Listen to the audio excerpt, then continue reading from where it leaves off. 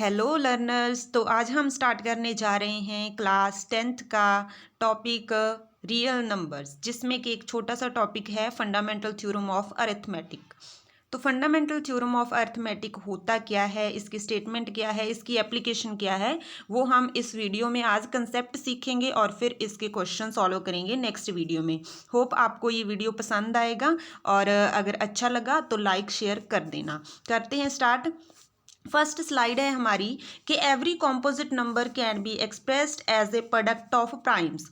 हर एक composite number को उसके प्राइम की प्रोडक्ट में हम एक्सप्रेस कर सकते हैं, राइट कर सकते हैं। अब क्वेश्चन है कि कॉम्पोजिट नंबर क्या होता है। तो कॉम्पोजिट नंबर हमारे पास होता है जिसको कि हम ब्रेक करके लिख सकते हैं। दो तरह के नंबर होते हैं, एक होता है प्राइम, एक होता है कॉम्पोजिट। हमने छोटी क्लासेस में ये पढ़ा होता है। प्राइम नंबर होते हैं जैसे कि 2 प्राइम नंबर है, 3 प्राइम नंबर है, 5 प्राइम नंबर है। ये अपने ही टेबल पे आते हैं। इसके दो फैक्टर होते हैं, एक ये खुद और एक 1। वो तो होते हैं प्राइम नंबर्स जिसके सिर्फ दो ही फैक्टर होते हैं। और कॉम्पोजिट नंबर होते हैं जिसके दो से ज़्यादा फैक्टर होते हैं। ठीक है, जैसे कि 4 है तो 4 एक कॉम्पोजिट नंबर है। कैसे हम देखें कि 4 तो 1 के टेबल पे भी आता है, 4 2 के टेबल पर भी आता है और 4 4 के टेबल पे भी आता है। तो इसके दो फैक्टर तो नहीं है ना, इसके कितने फैक्टर हैं? 3 फैक्टर्स हैं। तो जिसके फैक्टर 2 से ज़्यादा हों वो कॉम्पोजिट नंबर होते हैं। तो कॉम्पोजिट नंबर को हम किस में एक्सप्रेस कर सकते हैं? प्रोडक्ट होती है मल्टीप्लाई ऑफ प्राइम्स की मल्टीप्लाई में। यहां तक समझ आने के बाद आगे इन्होंने बोला है and this factorisation is unique. और ये जो फैक्टराइजेशन होती है ये क्या होती है? यूनिक होती है। यूनिक मतलब ये सभी की अलग अलग होगी। ठीक है, हर एक की ये अलग अलग फैक्टराइजेशन होगी। इसे फैक्टराइजेशन बोलते हैं और ये होती है हमारे पास unique. Apart from the order in which the prime factors occur. बस एक बात का ध्यान रखना है कि ऑर्डर कोई भी हो सकता है। जैसे कि हमने बनाने हैं 12 को हमने प्राइम फैक्टराइज करना है। ठीक है, 12 को हमने किस में एक्सप्रेस करना है? प्रोडक्ट ऑफ प्राइम्स में। तो इसकी फैक्टराइजेशन तो यूनिक होगी। जो इसके प्राइम फैक्टर आएंगे वो किसी और के नहीं आएंगे, वो इसी के ही होंगे।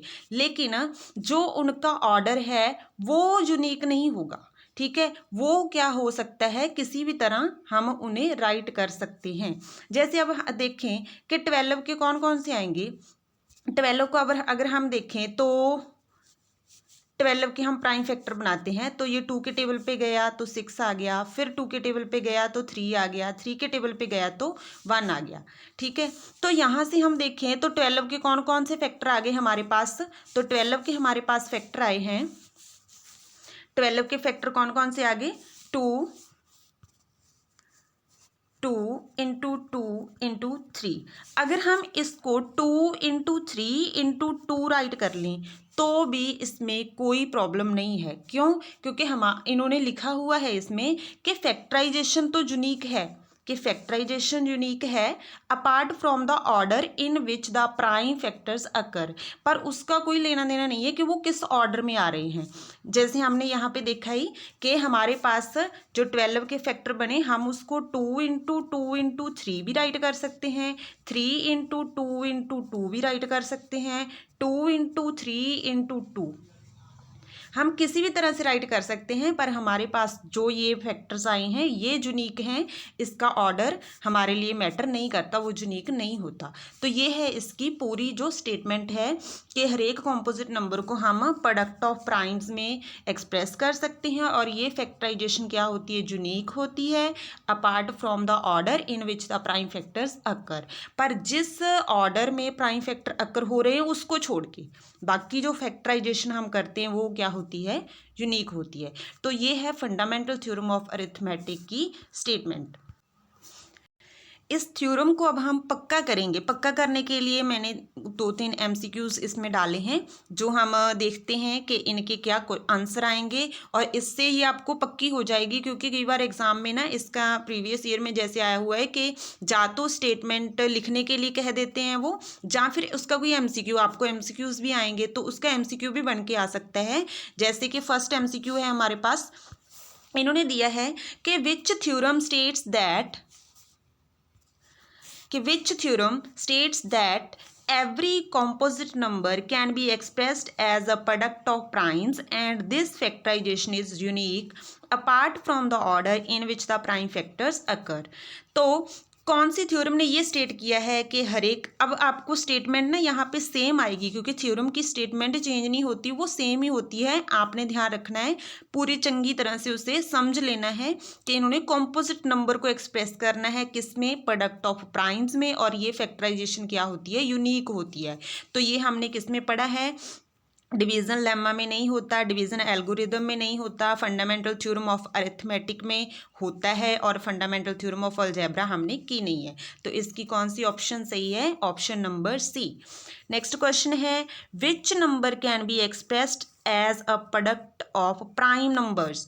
कौन सी नंबर्स हैं जिसको हम एक्सप्रेस कर सकते हैं प्राइम नंबर्स की प्रोडक्ट में।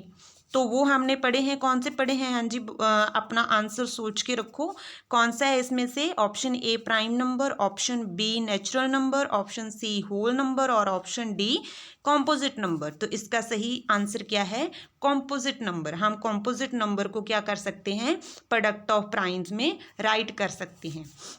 ठीक है जी, होप आपको पक्का हो गया होगा। तो नेक्स्ट चलते हैं, अब हम नेक्स्ट है तो फिलिप्स हैं, तो इन्हें देखते हैं क्या है कि prime factorisation of a composite number is. जो हम प्राइम फैक्टराइजेशन करते हैं किसी कॉम्पोजिट नंबर की, वो क्या होती है, थ्योरम में से ही है, ध्यान होगा आपको, क्या होती है वो, सोचो सोचो, वो होती है यूनिक। हमने पढ़ा है ना कि जो कॉम्पोजिट नंबर की प्राइम फैक्टराइजेशन है, प्राइम नंबर्स की प्रोडक्ट में लिखते हैं हम, उसे बोलते हैं फैक्टराइजेशन कॉम्पोजिट नंबर की। तो वो क्या होती है, यूनिक होती है, पर उसका ऑर्डर नहीं मैटर करता। ऑर्डर को छोड़ के जो हमारे पास फैक्टर्स आते हैं वो यूनिक होते हैं। ठीक है, तो फर्स्ट का आंसर क्या आएगा, ए का यूनिक। ठीक है जी, तो नेक्स्ट है प्राइम फैक्टर ऑफ 140। जो 140 है उसके प्राइम फैक्टर्स कौन कौन से बनेंगे, तो कैसे करते होते हैं, हम इसे इस तरह से देखते हैं।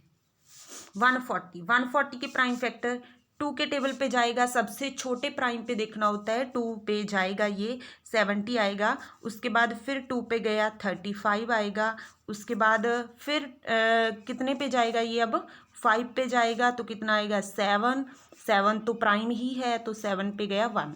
हमने प्राइम नंबर्स आएंगे ही, प्राइम नंबर यहाँ पे आप कोई भी चाहे करके देख लो क्वेश्चन, तो यहाँ पे ना प्राइम नंबर ही आएंगे हमारे पास, 2 3 5 7 इस तरह के, 11 13 प्राइम नंबर्स ही आएंगे। तो देखो अब 140 के जो प्राइम फैक्टर्स हैं वो कौन कौन से आए, 2 इंटू 2 इंटू 5 इंटू 7। हम इसको इस तरह से भी लिख सकते हैं, 2 raised power 2 multiply 5 raised power 1 multiply 7 raised power 1। इस फॉर्म में भी अगर आपको कई बार एमसीक्यू आ जाता है, तो इस फॉर्म में लिखा हो ना, अगर जो नीचे लिखा है मैंने, तो इस फॉर्म में अगर लिखा हो तो वो भी सही आंसर है, और अगर उन्होंने लिखा हो ऊपर वाली फॉर्म में इस तरह से, तो वो भी सही आंसर है। ठीक है, तो ये हो गया हमारा बी का। नेक्स्ट है C, the order of prime factors. The order of prime factors is, क्या होता है जो ऑर्डर होता है प्राइम फैक्टर्स का, चलो ऑप्शन दे देती हूँ, क्या वो यूनिक होता है या यूनिक नहीं होता। हमने पढ़ा है ये थ्योरम में से ही है, थ्योरम की एक एक लाइन पे मैंने 4 क्वेश्चन बना दिए, थ्योरम पूरी अच्छी तरह से देख के। तो ऑर्डर ऑफ प्राइम फैक्टर्स क्या होता है, नॉट यूनिक। जो ऑर्डर होता है प्राइम फैक्टर्स का वो यूनिक नहीं होता, उसको हम अपनी मर्जी से कैसे भी लिख सकते हैं। तो ये थी हमारी आज की जो फंडामेंटल थ्योरम ऑफ अरिथमेटिक का एक छोटा सा टॉपिक है, ये हमारे सिलेबस में। तो इसके ऊपर ये छोटा सा वीडियो बनाया है, कंटिन्यू रहेगा ये चैप्टर आपका। चैप्टर फर्स्ट हम इसी तरह से कंप्लीट करेंगे, छोटी छोटी वीडियोस बना के। नेक्स्ट वीडियो में हम अगला टॉपिक करेंगे, और फिर जब चैप्टर कंप्लीट हो जाएगा तो हम इसके क्वेश्चंस को सॉल्व करेंगे। अगर आपको अच्छे से समझ आ गया तो इसे अच्छे से करना, और लाइक कर देना, अपने फ्रेंड्स में शेयर करना, और चैनल को सब्सक्राइब कर लेना। Thank you learners, bye. अपनी तैयारी करते रहो क्योंकि पेपर आ रहे हैं, और बहुत अच्छा से पेपर करके आना है आपने। Thank you.